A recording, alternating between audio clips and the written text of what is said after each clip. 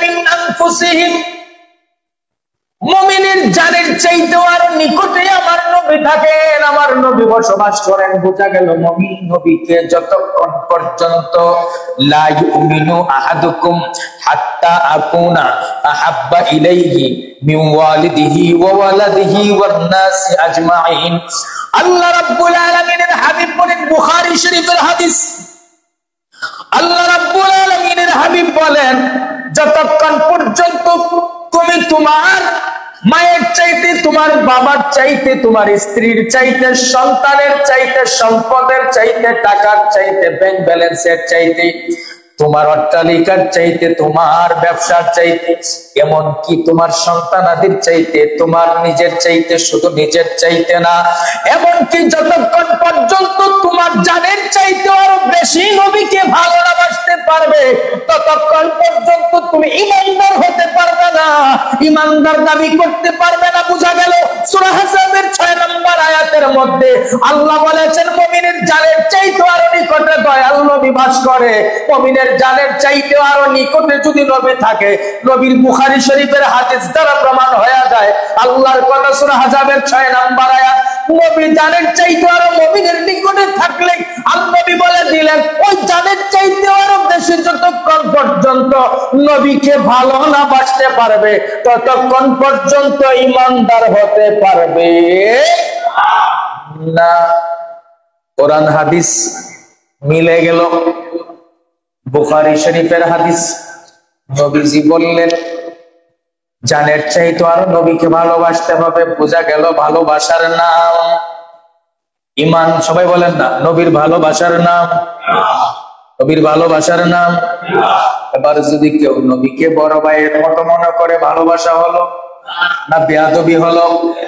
বেয়াদবি হলো। কেউ যদি নবীকে নিজের মতোই মনে করে, তাহলে কি নবী ভালোবাসা হলো নাকি বেয়াদবি হলো? বেয়াদবি হলো। বন্ধুরে আমার, কেউ যদি আমার নবীকে সাংবাদিকের সাথে তুলনা করে, তাহলে কি ভালোবাসা হলো না বেয়াদবি হলো? নবীকে যদি কেউ সিক্স প্যাক বলে, নবীর জীবনকে একবার যদি নবীজির ওই মক্কা শরীফের জীবনকে টেস্ট খেলার সাথে, ক্রিকেট খেলার সাথে তুলনা দেয়, নবীর মদিনার জীবনটাকে যদি ক্রিকেটের 20-র সাথে তুলনা দেয়, নবীর মুহাব্বত হলো নাকি বেয়াদবি হলো? বেয়াদবি হলো। বন্ধুরে আমার, বন্ধুরে আমার, এই জন্য এরপরে আরেকটা শব্দ দেখেন আল্লাহ লাগাইয়া দিয়েছেন। আল্লাহ আগে থেকেই জানেন, আল্লাহ আলিমুল গায়ব। আল্লাহ কি আলিমুল গায়ব? আল্লাহ সব জানেন। এই জন্য আল্লাহ আগেই তো ঘোষণা দিয়েছেন, আল্লাহ জানেন বেয়াদব সে ইহুদি খ্রিস্টানের টাকা খাইয়া জমিনের মধ্যে আইসা টাকার লোভে নবীর শানে বেয়াদবি করবে। এটা আল্লাহ জানে কি জানে না? আল্লাহ জানে। বেয়াদব যখন বললেন, আম্মা জান খাদিজাতুল কুবরা রাদিয়াল্লাহু তাআলা আনহা বার্জিন ছিলেন না, পৌরা ছিলেন, বৃদ্ধ মহিলা ছিলেন, বয়স্ক ছিলেন, আগে 2টা তালাক খাইছে। নাউজুবিল্লাহ। কোন বেয়াদব গুস্তাখে রাসূল, নবীর দুশমন, নবীর আহলে বায়াতের দুশমন যখন এই সমস্ত চয়ন, যখন এই সমস্ত আচরণ, যখন এই সমস্ত শব্দ চয়ন, যখন আমার আম্মা জান খাদিজাতুল কুবরাকে স্বয়ং আল্লাহ সালাম দিয়েছেন। দুনিয়ার কোন নারীকে আল্লাহ সালাম দিয়েছে শুনছেন? না না না না। আল্লাহ বলেন, মা খাদিজাকে আমার সালাম দিয়া দাও। জিবরাইল কয়, ইয়া রব্বুল আলামিন, মা খাদিজাকে আপনি সালাম দেন কেন? আল্লাহ কয়, তুমি দেখো না, ওই যে হেরা পর্বতের মধ্যে আমার নবী বৈশা বৈশা মুরাকাবা করে মুশাহাদা করে আমি আল্লাহ কোরআন নাজিল করব। সুবহানাল্লাহ। আমি আল্লাহ কোরআনুল কারীম নাজিল করব। আমার বন্ধু খায় না, আমার বন্ধু ঘুমায় না, ওই হেরা পর্বতের উপরে শত মাইল উপরে উইটা আমার বন্ধু ওই হেরা পর্বতের গুহার ভিতরে মুরাকাবা মুশাহাদা 40 দিন পর্যন্ত সময় দিয়া দিল। ওইদিকে আম্মা খাদিজাতুল কুবরা ঘুমায় না, খায় না, স্বামীর ভালোবাসা, স্বামীর মহাব্বত, নবীর ভালোবাসা নিয়া দৈনিক 2 বার খাবার নিয়া ওই এত উপরে, যেখানে হাজিরা গিয়া উঠতে সাহস করে না, ঠিক না বেঠিক? যেখানে হাজিরা গিয়া উঠার সাহস করে না, ওই হেরা পর্বতের উপরে আম্মা জান খাদিজাতুল কুবরা, ইমানদারের মা যাকে আল্লাহ বলেছেন, ইমানদারের মা যাকে আল্লাহ ঘোষণা দিয়েছেন ওই খাদিজাতুল কুবরা দিনে 2 বার আমার নবীর জন্য খাবার নিয়ে ওই পাহাড়ের উপরে উঠে আর নামে।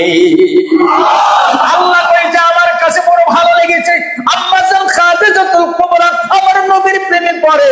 নবীর কাছে আল্লাহ কোরআন নাজিল করবেন, ওই কোরআন নাজিলের জায়গায় নবী বসে বসে মুরাকাবা মুজাহাদার মধ্যে বসে আছেন। আর নবীর স্ত্রী আম্মা জান ইমানদারের মা মুমিনদের মা খাদিজাতুল কুবরা দিনে 2 বার এত কষ্ট করে খাবার নিয়ে যায়। আল্লাহ কয় আমার বন্ধুর জন্য এত কষ্ট করে জিবরাইল রে যা আমার নবীর কাছে গিয়া জানায়া দে আমি আল্লাহ আমার খাদিজাকে সালাম দিলাম। মুমিনের মাকে সালাম দেয় কেটা? কথা বলেন না, মুমিনের মাকে সালাম দেখে আল্লাহ যে মুমিনের মা বলেছেন সূরা আহজাবের 6 নম্বর আয়াত আল্লাহ রাব্বুল আলামিন বলেন ওয়া আজওয়াজুহু উম্মাহাতুহুম।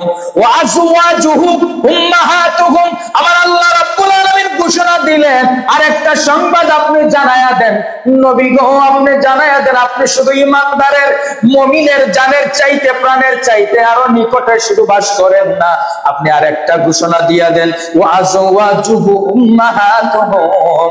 নবীর স্ত্রী হলো ঈমানদারের মা, ঈমানদারের মা। এখন যে নবীকে ভালোবাসে ঈমানদার দাবি করে, যে নিজেকে ঈমানদার দাবি করে মুমিন দাবি করে, সে কখনো তার মাকে নিয়ে কটূক্তি করতে পারে? কথা বলেন পারে? আল্লাহ বলেছেন ঈমানদারের মা হলো নবীর স্ত্রী। নবীর দুঃখের দিনের সাথে সুখের দিনের সাথে খাদিজাতুল কুবরা, সেই খাদিজাতুল কুবরাকে যখন পৌরা পারছিন না একটা বৃদ্ধা মহিলা আগে 2 বার তালাক খাইছে, এই সমস্ত ভাষা যখন নবীর স্ত্রীর সামনে বেয়াদব কুলাঙ্গার বেচন্না ব্যবহার করে আল্লাহ কি খুশি হয় না নারাজ হয়? আল্লাহ নারাজ হয়। এই জন্য আল্লাহ ঘোষণা দিয়েছেন এই বেয়াদব এটা তুই যদি ঈমানদার দাবি করস তোর মায়ের সামনে যদি কেউ এই ধরনের শব্দ চয়ন করে বোঝা গেল এটা মায়ের সুসন্তান নয়, এটা ভেজাইলা সন্তান।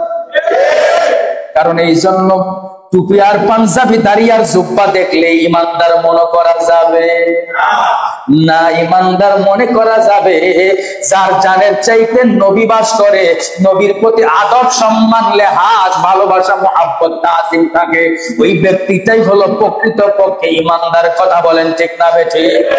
নবী একবার গারে সুরের মধ্যে যাবেন, ওই হিজরতের মধ্যে গারে সুরের মধ্যে নবী যাবেন, আবু বকর একবার সামনে যায় আর একবার পিছে যায়, একবার সামনে যায় আর একবার পিছে যায়। নবী হাতের মধ্যে টান দিয়া ধরছেন ডাটা, একবার আগে একবার পিছনে যাওয়ার কারণ কি?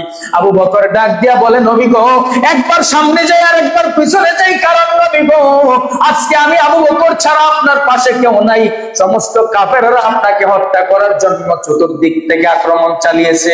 ইয়া রাসূলুল্লাহ, ইয়া হাবিবাল্লাহ, আজকে এই হিজরতের রাতে আমরা আল্লাহ এবং আল্লাহর রাসূল ব্যতীত আর আমি আবু বকর ব্যতীত আর কোনো ব্যক্তি নাই। এই জন্য এই ভয় আমি আবু বকরের অন্তরের ভিতরে বারবার কাজ করতেছে। আমি আমার অন্তরের ভিতরে ভয় কাজ করে কেউ যদি কখন আপনার উপর তীর নিক্ষেপ করে, বল্লম নিক্ষেপ করে, পাথর নিক্ষেপ করে, এই জন্য আমি আবু বকর একবার সামনে একবার পিছনে যাই। যদি কোনো তীর আসে, যদি কোনো বল্লম আসে, যদি কোনো পাথর আসে, যদি কোনো আঘাত আসে গো নবী, যদি আঘাত আসে আমি আবু বকরের বুকটা আগে থেকে ধরে দিব। এটার নাম ভালোবাসা, এটার নাম ভালোবাসা। উপরে ভালোবাসা দেখাইয়া পিছনে গ্রিঙ্গি লাগানো, এটার নাম ভালোবাসা, এটার নাম মুনাফিকি। কথা বলে ঠিক না বেঠে? উপরে ভালোবাসা দেখাইয়া পিছনে পিছনে দুশ্মনী করার নাম মুনাফিক, এটার নাম ভালোবাসা না। ভালোবাসলে ভালোবাসার মতো বাসো, সাকসেস হয়ে যাবে। ভালোবাসলে ভালোবাসার মতো বাসতে হবে। হ্যাঁ, আমার মাকে আমি ভালোবাসি, মাকে আমি ভালোবাসি। আবার স্ত্রী যখন মায়ের নামে বদনাম করে তখন মায়ের ভালোবাসা শেষ হয়ে যায়, এটার নাম ভালোবাসা, এটার নাম ভালোবাসা না। মাকে মার মতো করেই ভালোবাসতে হবে, আর স্ত্রীকে স্ত্রীর মতো করেই ভালোবাসতে হবে। ভালোবাসাটা ভালোবাসার মতো হতে হবে, এটা মুখে বলা আর অন্তরে না বলা, এটার নাম ভালোবাসা নয়। মুমিন কখনোই মুমিনের মাকে নিয়ে কুরুচিপূর্ণ কথাবার্তা বলতে পারে আরে মিয়া, তুমি তো মা খাদিজা সম্পর্কে জানোই না। মা খাদিজা এমন একজন নারী, এমন একজন রমণী, যার পেট থেকে জান্নাতি রমণীদের সর্দারিনী বের হয়ে আসছে। মা খাদিজা এমন একজন নারী, এমন একজন নারী, যখন মক্কার কাফেররা আমার নবীকে নিঃসন্তান বলে গালি দিত, ওই মা খাদিজাতুল কুবরার পেটের ভিতর থেকে 3টা পুত্র সন্তান, 4টা কন্যা সন্তান আল্লাহ জন্ম দিয়েছে। মা খাদিজা সম্পর্কে কি জানো? মা খাদিজা ওই সময়ের, যখন নবীর সাথে বিয়ে হয় নাই, ওই সময়ের সবচাইতে মক্কার মধ্যে ধনী ব্যক্তি ছিলেন মা খাদিজাতুল কুবরা। সমস্ত ধনী ব্যক্তিদের মধ্যে অন্যতম মা খাদিজাতুল কুবরা ছিলেন। আবু জেহেল, আবু লাহাব, উতবা, সায়বা মা খাদিজার সামনে কখনো ভয়ে কথা বলার সাহস করত না। আর তুই চুচ্চার মোচ্চা মা খাদিজার সামনে বেয়াদবি করছিস, বুঝবি কেমনে? বুঝবি হাসরের দিন, যখন নবীজির সুপারিশ কপালে জুটবে না। মা খাদিজাতুল কুবরা এমন একজন নারী, ছোট একটা উপমা দিক। নবীজি ইসলামের দাওয়াত দিয়ে ঘরের মধ্যে আসলেন, হুজরা মুবারকে আসলেন। আয়েশা দেখতেছেন মা খাদিজা বৈশা বৈশা ঘরের ভিতর কান্না করে। নবীজি আয়েশা এই দৃশ্য দেখার পরে আম্মাজান খাদিজাতুল কুবরার হাতের মধ্যে চাপ দিয়ে ধরলেন। খাদিজা রে, তুমি কেন কান্না করতেছ? আমি কি তোমাকে কোনো কষ্ট দিয়েছি, কোনো আঘাত দিয়েছি? আমি কি তোমাকে খাবার দেই নাই, পোশাক দেই নাই? নবী গো, আমি খাবারের জন্য কান্না করি না, পোশাকের জন্য কান্না করি না। আমি খাদিজা মক্কার মধ্যে সবচেয়ে ধনী ব্যক্তি ছিলাম। সুবহানাল্লাহ। ইয়া রাসূলুল্লাহ, আমি মক্কার ভিতরে খাদিজা সবচেয়ে ধনী ব্যক্তি ছিলাম, আমার চাইতে ধনী কেউ ছিল না। নবী গো, যেই দিন আপনি আমি খাদিজার বাড়ির মধ্যে গেলেন, যখন আপনি আমার ব্যবসার ভার, আমার ব্যবসার দায়িত্ব আপনার কাঁধের মধ্যে নিলেন, আপনি যখন আমার ব্যবসার প্রথম ব্যবসা, যখন ওই সিরিয়ার সামদেশে যখন ব্যবসা করতে গেলেন, আমার ব্যবসার কাজে সিরিয়া থেকে, সামদেশ থেকে যখন আপনি আসলেন, ইয়া রাসূলুল্লাহ, ইয়া হাবিবাল্লাহ, আমি খাদিজার ব্যবসার জীবনে এত লাভ হয় নাই, এত লাভ হয় নাই, এত লাভ হয় নাই। আপনি যেই দিন আমার ব্যবসার মধ্যে প্রথম আমার ব্যবসা নিয়ে সিরিয়ার মধ্যে ব্যবসা করলেন, ইয়া রাসূলুল্লাহ, আমি খাদিজার জীবনে যত লাভ ব্যবসার মধ্যে করেছিলাম, ওই সমস্ত লাভের চাইতে আরো দ্বিগুণ লাভ আপনি নবীর প্রথম দিনই পেয়েছিলাম। ইয়া রাসূলুল্লাহ, আমি ওই দিন থেকে চিনতে ভুল করি নাই, চিনতে ভুল করি নাই। আমার ঘরের মধ্যে যিনি আসছেন কোন সাধারণ পুরুষ নয়, সাধারণ কোন মানুষ নয়। ওই দিন থেকে আপনার প্রতি আমার একটা ভালোবাসা তৈরি হয়ে গেল। এবার নবীজির ভালোবাসা যখন তৈরি হয়ে গেল নবীর প্রতি, এই সত্যবাদিতা, নবীর মধ্যে যে সত্যবাদিতা, আমানতদারিতা, নবীর মধ্যে যে মানবতা, ভালোবাসা আছে, এই দৃশ্যগুলি থেকে মা খাদিজাতুল কুবরা পাগল পারা হয়ে গেলেন। ওই সময় নবীজির চাচা আবু তালেবের কাছে প্রস্তাব পাঠালেন। নবীর চাচা আবু তালিবের কাছে, নবীজির ছোট চাচা হযরত আলীর বাবা নবীকে খুব ভালোবাসতেন। আবু তালিব মুসলমান হন নাই, আবু তালিবের স্ত্রী মুসলমান হয়েছেন, ছেলেরাও মুসলমান হয়েছে, কিন্তু নবীকে বড় ভালোবাসতো। এবার আবু তালিবের কাছে প্রস্তাব যাওয়ার পর আবু তালিব আমার দয়াল নবীকে জিজ্ঞাসা করলেন, ও ভাতিজা, খাদিজা তো তোমার জন্য বিয়ের প্রস্তাব পাঠায়ছে। খাদিজার বয়স তখন 40 বছর। কত বছর? 40 বছর। কত বছর? 40 বছর। বিবেক দ্বারা মনোযোগ দিয়ে কথাগুলি শুনবেন, বুঝতে পারবেন কিছু। মোল্লা, তুমি কার নামে চুলকাও বুঝো না? ওটা তোমার আমার মায়ের মতো মা না, জান্নাতি রমণীদের সর্দারিনীর মা। এবার প্রস্তাব আসলো, নবীকে জিজ্ঞাসা করা হলো, খাদিজা তোমাকে প্রস্তাব দিয়েছে, তুমি প্রস্তাবে রাজি কিনা? নবীজি বললেন, চাচা যান, আপনি যা ভালো মনে করেন, আমার কোনো প্রতিবাদ নাই, অভিযোগ নাই। আপনি যদি চান আমি রাজি আছি, আমি বিবাহ করতে রাজি আছি। নবীজি রাজি হয়ে গেলেন। বয়স 25 বছর। নবীর বয়স 25 বছর, খাদিজার বয়স 40 বছর। এবার বিবাহ হলো। আমার প্রশ্ন, বর্তমান যুগে 40 বছরের বয়সের মহিলাদের ঘরে কি বাচ্চা হয়? হ্যাঁ হয়, বাচ্চা হয়। 40 বছর বয়সে বিয়ে করছে। এবার বিবাহ হলো। মা খাদিজা সমস্ত ব্যবসার দায়িত্বগুলি নবীর হাতের মধ্যে অর্পণ করলেন। নবী গো, আমার সমস্ত ব্যবসার দায়িত্ব আপনার হাতে দিয়ে দিলাম। ব্যবসার সমস্ত কিছু যখন দেওয়া হলো, যেই দিন নবীজির সাথে মা খাদিজার বিয়ে হয়, ওই দিন আম্মাজান খাদিজাতুল কুবরার হাতে 400 মণ স্বর্ণ ছিল। বাড়িতে গিয়া কইেন সুবহানাল্লাহ। কয়শো মণ? 400 মণ স্বর্ণ। মুখের কথা নাকি? ওই সময়ে 400 মণ স্বর্ণ মা খাদিজার হাতে উপস্থিত ছিল। কিতাব বলে, আমি বলি না। শত শত উট ছিল, দুম্বা ছিল, ভেড়া ছিল। এত টাকা পয়সার মালিক খাদিজা নিজের জীবনটা নবীর কদমের মধ্যে কোরবানি করে দিল। সমস্ত সম্পত্তির দায়ভার নবীর হাতের মধ্যে দিয়া আম্মাজান খাদিজা ডাক দিয়া বলেন, নবী গো, আজকে থেকে ওই সম্পদের মালিক আমি নয়, আমি নয়, আজকে থেকে ওই সম্পদের মালিক আমি আপনাকে বানায়া দিলাম। নবীজি ওই সম্পদগুলি নিয়ে আসার পরে উম্মতদেরকে দেওয়া শুরু করলেন। সুবহানাল্লাহ।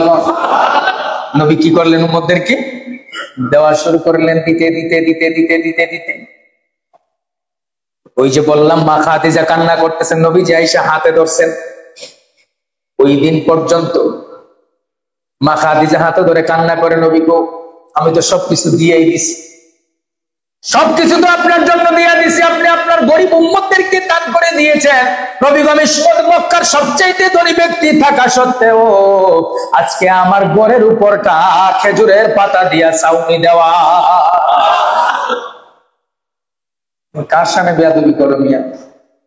400 স্বর্ণের মালিক ছিলেন, 400 মণ। ওনার ঘরের ছাদ কি দিয়া ছাউনি? কি দিয়া? আপনার আমার বিবেককে একবার আমরা জিজ্ঞাসা করছি? মুখেই নবীকে ভালোবাসি, অন্তরে। আর এটা এই জন্যই কি ইমানদার হতে পারে? এবার মা খাদিজা নবীর হাতে ধরে কান্না করে বলেন, নবী গো, সমস্ত সম্পত্তি গুলো আপনার গরিব উম্মতের জন্য সবকিছু আপনি দান করে দিয়েছেন। আমার কোনো অভিযোগ ছিল না, আমি কোনোদিন খাবারের জন্য অভিযোগ দেই নাই, পোশাকের জন্য অভিযোগ দেই নাই। অথচ নবী গো, আপনার সংসারে আসার পরে আমার জীবনে এমনও হয়েছে গা নবী, 3 দিন পর্যন্ত আমার চুলায় আগুন জ্বলে না। 3 দিন পর্যন্ত নবীর ঘরে খাওয়ান নাই। মা খাদিজা বলেন, একটা পাতিলার মধ্যে পানি দিতাম আর পাথর দিতাম, দিয়া গরম করতাম। মাটির পাতিলার ভিতরে পানি দিয়ে গরম পানির মধ্যে পাথর দিয়ে গরম করতাম, আর ওই গরম পানিগুলি খাইতাম। এইভাবে 3 দিন পর্যন্ত কেটে গেছে। এইভাবে 3 দিন মা খাদিজা বলেন, নবী গো, এইভাবে 3 দিন পর্যন্ত আমি খাদিজা কেটে দিয়েছি। তারপরও খাবারের জন্য আপনার কাছে কখনো নালিশ করি নাই, পোশাকের জন্য কখনো নালিশ করি নাই। নবী গো, আমার ঘরের উপরে খেজুরের পাতার ছাউনি, আমার বিছানার মধ্যে খেজুরের পাতার বিছানা। ইয়া রাসূলুল্লাহ, ইয়া হাবিবাল্লাহ, নবী গো, সমস্ত কিছু আপনার গরিব উম্মতের জন্য দান করে দিলাম। আমার খেজুরের ছাউনি, খেজুরের বিছানা, আমার ঘরের মধ্যে খাবার নাই, তাতেও আমার কোনো দুঃখ নাই, আফসোস নাই। নবী গো, আমি খাদিজার মনে হয় সময় শেষ, আমি চলে যাব। আপনার কাছে কিছু আরজি ছিল, আমি কিছুই চাই নাই, সব দিয়া দিছি, কিন্তু আপনার কাছে এখন কিছু চাইবো, আমার যাওয়ার সময় হয়ে গেছে। নবী বলেন, খাদিজা রে, নবীজির এই কথা, নবীজি যখন খাদিজার এই কথাগুলি শুনলেন, নবীজি চোখ থেকে জোর জোর করে পানিগুলি ছাড়তেছেন আর কান্না করতেছেন। নবীজি বলেন, খাদিজা, তুমি কি চাও বলো?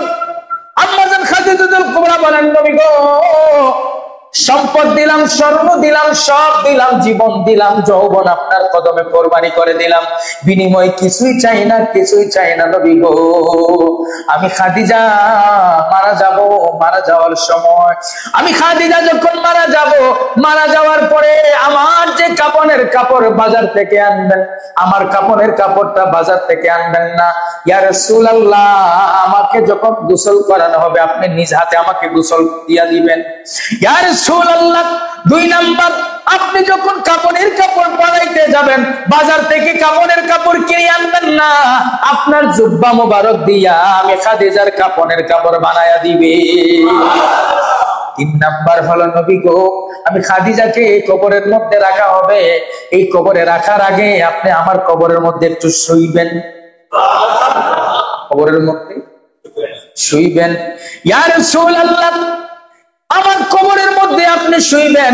4 নাম্বার হলো নবী, আপনি যখন আমাকে কবর দেওয়া হবে, আমার কবরের উপর মাটি দিয়া বিছানা দেওয়া হবে, আমাকে যখন কবরের ভিতরে ফেরেশতা প্রশ্ন করার জন্য আসবে, আপনি নবী আমার কবরের উপর দাঁড়ায়া দাঁড়ায়া আমার প্রশ্নের জবাব দিয়া দিবে। আমার প্রশ্নে জবাব দিয়া দিবেন। এই 4টা আরজি আপনার কাছে, আমার কোনো আরজি নাই। 1 নাম্বার, আপনি আমাকে গোসল দিবেন। শরীয়ত স্বামীকে গোসল দেওয়ার অনুমতি দেয়।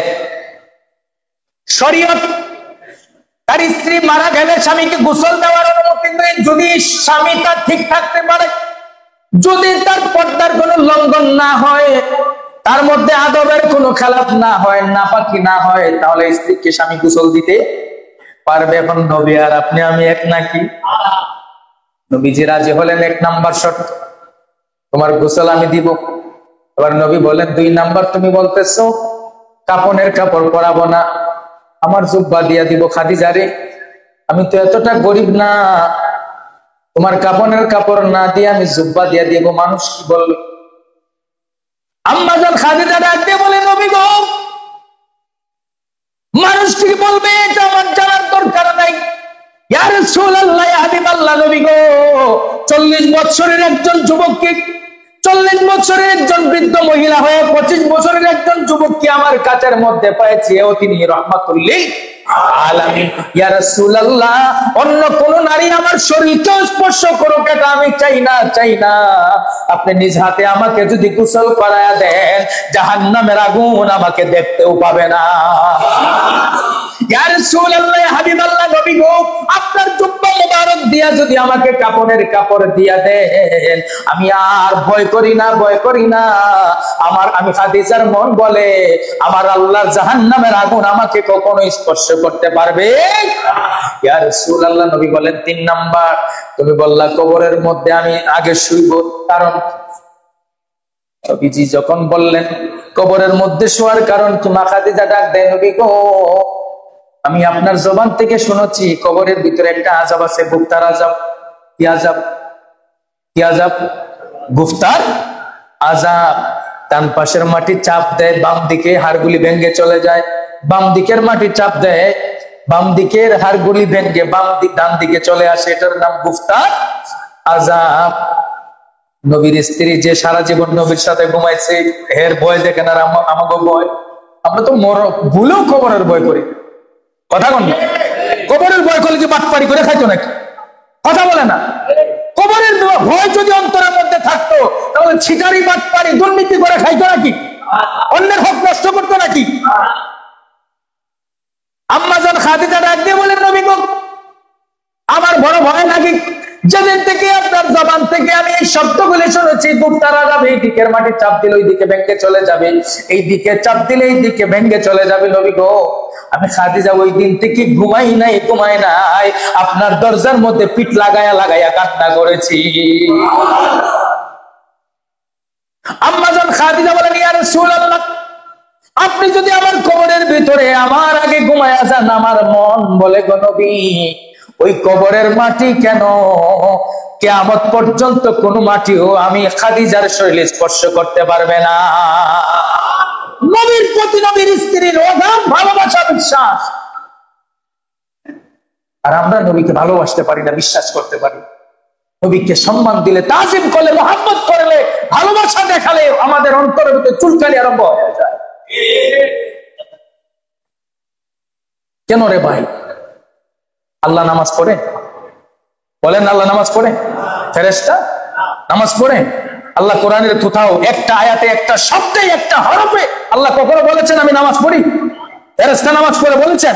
কিন্তু না, আল্লাহ বলেন, আমি ইয়া আইয়ুহাল্লাযীনা আমানু আল্লাহ বলেন যে আমি আমার ফেরেশতাদেরকে নিয়ে ওয়া মালাইকাতাহু ইন্নাল্লাহা ওয়া মালাইকাতাহু ইউসাল্লুনা আলান নবী, আমি আমার ফেরেশতাদেরকে নিয়ে দিন নয়, রাত নয়, মিনিট নয়, সেকেন্ড নয়, ঘন্টা নয়, সন্ধ্যা নয়, দুপুর নয়, রাত নয়, সকাল নয়, সর্ব সময় 24 ঘন্টা আমি আমার ফেরেশতাদেরকে নিয়ে আমার নবীর উপর দরুদ সালাম।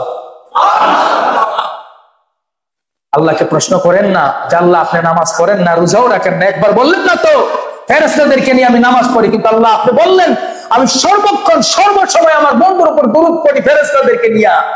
কেন মিয়া আল্লাহ সর্বক্ষণ আমার নবীর উপর দরুদ পড়ে কেন? কিন্তু আল্লাহ আপনাকে আমাকে বলেছেন কে আকিমুস সালাহ, নামাজ পড়ো। আল্লাহ বলেন না আমি নামাজ পড়ি, কিন্তু একটা জায়গায় আল্লাহ বলেছেন আমিও পড়ি তোমরাও পড়ো, এটা নবীর দরুদ। সুবহানাল্লাহ। আমিও পড়ি তোমরাও পড়ো, ওটা নবীর দরুদ, এটার নাম ভালোবাসা। তো নবীর মুহাব্বতে যদি ফেরেশতা দরুদ পড়ে, আল্লাহ দরুদ পড়ে, নবীকে সালাম করে, আল্লাহ যদি বলেন তাজিম করার কথা, আপনি আমি করলে লস হবে? লস হবে?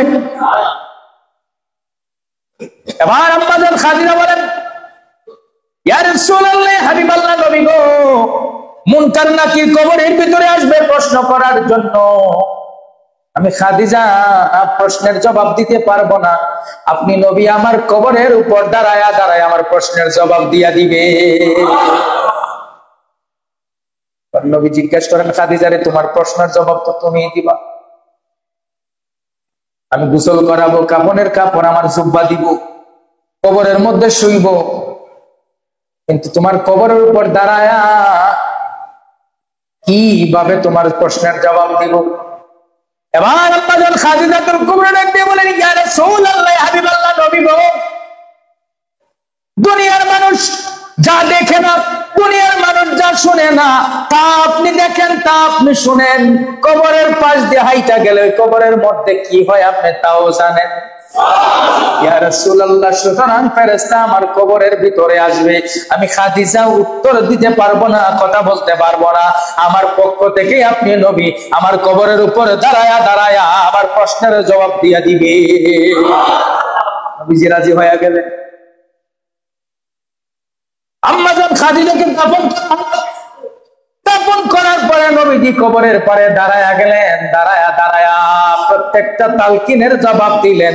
নবীর উম্মতের জন্যই তালকিনের জবাব দেওয়া সুন্নত হয়ে গেল।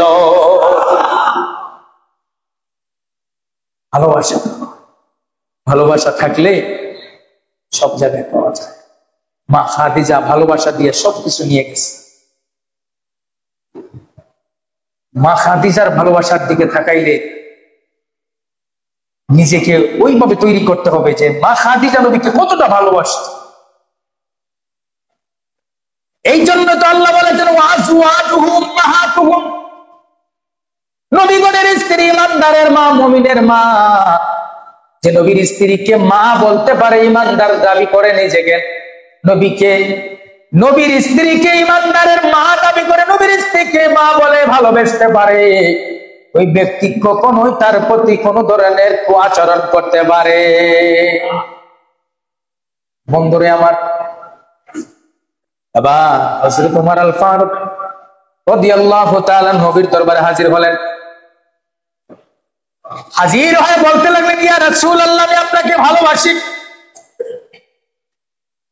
আমি আপনাকে ভালোবাসি। নবীজি বললেন ওমর রে, তুমি যে আমাকে ভালোবাসো, বুখারী এবং মুসলিমের হাদিস, তুমি যে আমাকে ভালোবাসো,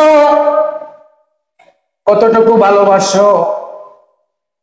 ইয়া রাসূলুল্লাহ, আমি আপনাকে ভালোবাসি, আমার মা বাবাকে যেমন ভালোবাসি আপনাকেও তেমন ভালোবাসি। নবী বলেন ওমর, এখনো তো ইমানদার হতে পারো নাই না, এখনো ইমানদার হতে পারো নাই। ওমর আবার আসলেন, আইয়ুহিব্বুল মারআ লা ইউহিব্বুহু ইল্লা লিল্লাহি ওয়া আন ইয়াকরাহু আন ইয়াউদা ফিল কুফরি কামা ইয়াকরাহু আন ইউকাজ্জাব ফিন নারি। এবার হযরত ওমর আবার আসলেন, আয়েশা বলেন ইয়া রাসূলুল্লাহ, আমি আমার মা বাবার চাইতে আপনাকে বেশি ভালোবাসি। নবী বলেন এখনো ইমানদার হতে পারো নাই। এবার ওমর আবার আসলেন, আয়েশা বলেন নবী গো, আমার মা বাবা, আমার স্ত্রী, সন্তান, আমার সমস্ত কিছু থেকে আপনাকে ভালোবাসি। নবী বলেন এখনো ইমানদার হতে পারো নাই। আবার উমর দৌড়ে আসলেন, লা আনতা আহাব্বু ইলাইয়া মিন কুল্লি শাইইন ইল্লা নাফসি, ইয়া রাসূলুল্লাহ, ইয়া হাবিবাল্লাহ, নবী গো, আমি ওমরের জানের চাইতে আপনাকে ভালোবাসি।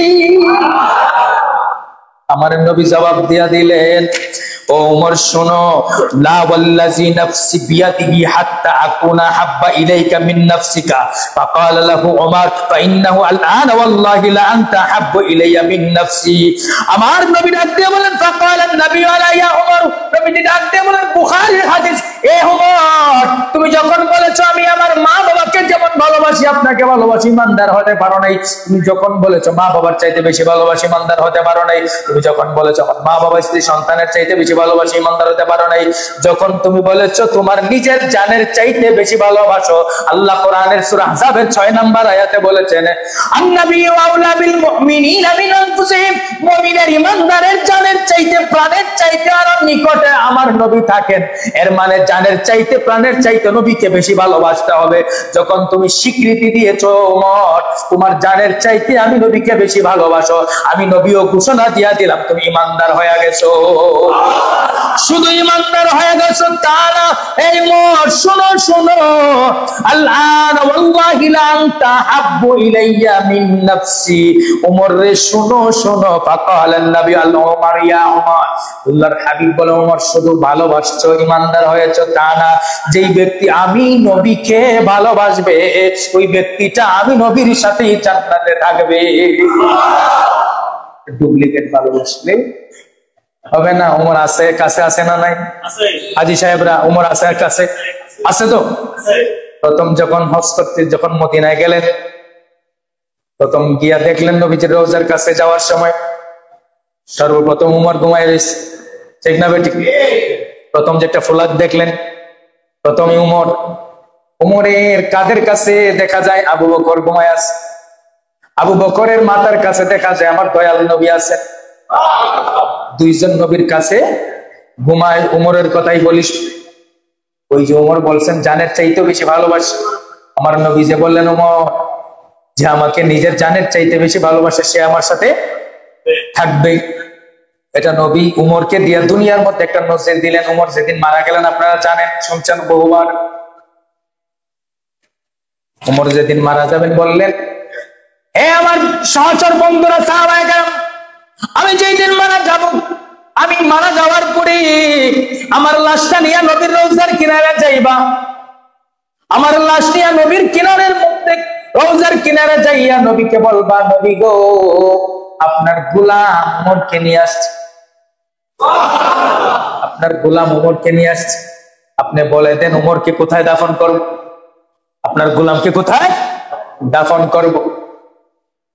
যদি আমার নবীকে একবার দুইবার তিনবার বলার পর নবী কোনো জবাব না দেয়, আমি উমরকে মাটির নিচে আর দাফন করবা না, সাগরের মধ্যে ভাসায়া দিবা।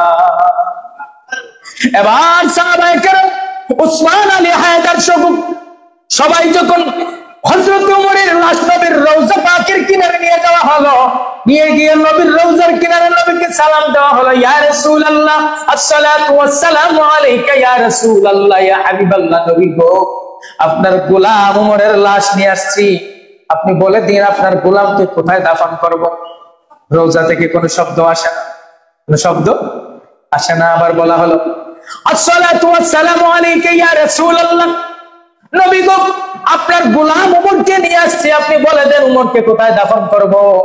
রওজার ভিতর থেকে কোনো আওয়াজ আসে না। আবার তৃতীয়বার যখন বলা হলো, আসসালাতু ওয়াসসালামু আলাইকা ইয়া রাসূলুল্লাহ, নবী গো আপনার গোলাম উমরকে নিয়ে আসছে, কোথায় দাফন করব বলে দেন। হাজার হাজার সাহাবারা সাক্ষী, আমার নবী রওজা মুবারকের ভিতর থেকে বলে দিলেন, আমার গোলামকে আমার কাছে শোয়া দাও। এটাই ভালোবাসার ক্রম, ভালোবাসলে ভালোবাসার মতো বাসা। এই জন্যই তোমার ভালোবেসে নবীর কাছে শুয়ে গেল। দুনিয়ার মধ্যে এই নজির কিয়ামত পর্যন্ত থাকবে, নবীকে ভালোবাসলে কাছে ঘুমানো যায়, নবীকে ভালোবাসলে একসাথে থাকা যায়। এটা আবু বকর আর উমর প্রমাণ দেখাই দিয়েছে। বন্ধুগণ আমার, এই জন্য ইবাদত করবেন, ইবাদত কবুল হবে নবীর মুহাব্বত। এক ব্যক্তি এসে নবীকে প্রশ্ন করলো, কিয়ামত কখন হবে? বুখারীর হাদিস, কিয়ামত কখন হবে? যখন এই প্রশ্ন করলো যে কিয়ামত কখন হবে, নবীজি রাগ হয়ে গেলেন। রাগ হয়ে ওই ব্যক্তিকে বলতেছেন, যে বুখারী এবং মুসলিমের মধ্যে আসছে এই হাদিসটা, এবং মেশকাতের 426 নম্বর পৃষ্ঠার মধ্যে হাদিসটা রয়েছে। আয়েশা প্রশ্ন করলো কিয়ামত কখন হবে? নবীজি রাগ হয়ে গেছে। কি আমল আছে তোমার, কি আছে, তুমি কিয়ামতের কথা জিজ্ঞাসা করতেছো? কিয়ামতের মাঠে উঠবা, কিয়ামতের মাঠে তুমি পার হয়ে যাবা, এমন কি নেক আছে তোমার কাছে? নবীর সাহাবী চুপ করে গোলামের মতো দাঁড়িয়ে আছে। আদব, আদব দেখেন। আর আমাদের আদব কেমন? আমরা কথায় কথায় বেয়াদবের মতো আচরণ। নবীর উম্মত সাহাবী গোলামের মতো দাঁড়ায় আছে। ইয়া রাসূলুল্লাহ, শুনেন, আপনি 70 বার হজ করে কি মনে করছেন নিজেকে? জান্নাত কিনা লাইছেন একদম। আর নবীর সাহাবী সামনে দাঁড়ায় আছে, কি বলে দেখেন, ইয়া রাসূলুল্লাহ, আমার কোনো আমল নাই, আমার কোনো নামাজ নাই, আমার রোজা নাই, আমার হজ নাই, যাকাত নাই। ইয়া রাসূলুল্লাহ, আমার আমল বলতে নাই, বলতে কিছুই নাই। নবী জিজ্ঞাসা করলেন, তাহলে কিয়ামত কখন হবে তুমি জিজ্ঞাসা করলা কেন? কি নিয়ে তুমি যাবা হাসরের মাঠে? তখন নবীর সাহাবী বললেন, ইয়া রাসূলুল্লাহ, আমার নামাজ, রোজা, হজ, যাকাত, আমল কিছুই নাই, একটা জিনিস আছে। আর জোরে কোন নামে সুবহানাল্লাহ, একটা জিনিস আছে। নবী জিজ্ঞাসা করলেন, কি একটা জিনিস আছে? ইয়া রাসূলুল্লাহ, আমার জানের চাইতে আমি আল্লাহ এবং আল্লাহ রাসূলকে বেশি ভালোবাসি। নবীজি সাথে সাথে বললেন, ক্বালা আনাস ক্বালা রাআইতুল মুসলিমিনা ফারহাবাশান বা'দাল ইসলামি ফারহা। নবীজি ওই সময় ওই সাহাবীর কথা শুনে, আলা ইন্না হাক্কাল্লাহু ওয়া রাসূলুহু ক্বালা আনতা মা মিন আহবাবতা, এই কথা শোনার পরে নবীজি কসম করে বললেন, হে সাহাবী, খোদার কসম করে বলি, আমাকে আমার আল্লাহকে ভালোবাসার কারণে আমি নবীজি কথা দিলাম, কসম করলাম, তুমি আমার সাথে জান্নাতে থাকবে। বুখারী শরীফ থেকে হাদিস। সাহাবী যদি বলে আমল নাই, নামাজ নাই, রোজা নাই, হজ নাই, যাকাত নাই, কিছুই নাই, আল্লাহ এবং আল্লাহর রাসূলের ভালোবাসা আছে, ওই ভালোবাসা আপনার আমার ভালোবাসার মতো নয়। আপনার আমার ভালোবাসা কচু পাতার পানির মতো, এখন আছে একটু পরে নাই, এখন আসে একটু পরে। লম্বা নোট দেখলেই ভালোবাসা কই যায়, আর খবর থাকে না। বাংলাদেশে আইসা বলে মিলাদুন নবী বেদাত, মালয়েশিয়ায় গেলে যখন ডলার পায় বলে মিলাদুন নবী জায়েজ আছে। আছে না এমন ইমানদার? অভাব নাই। ইমানদার হতে হবে খাঁটি, ওমরের মতো খাঁটি হতে হবে, সিদ্দিক আকবরের মতো খাঁটি হতে হবে, উসমান জিন্নুরাইনের মতো খাঁটি হতে হবে, মাওলা আলী মুশকিল কুশার মতো খাঁটি হতে হবে, বেলালের মতো খাঁটি হতে হবে। কিয়ামত হয়ে যাবে, তারপরও নবীর ভালোবাসা থেকে এক চুল পরিমাণ নড়া যাবে না। সেই ভালোবাসা আমাদের প্রত্যেকের অন্তরে জায়গা করে দিয়ে, আমাদের অন্তরটাকে আল্লাহ এবং আল্লাহ রাসূলের প্রেম দিয়া, ভালোবাসা দিয়া যেন আল্লাহ ভরপুর করে দেয়, আমাদেরকে সবাইকে খাঁটি মুমিন বানায়া দেয়। সকলে পড়ি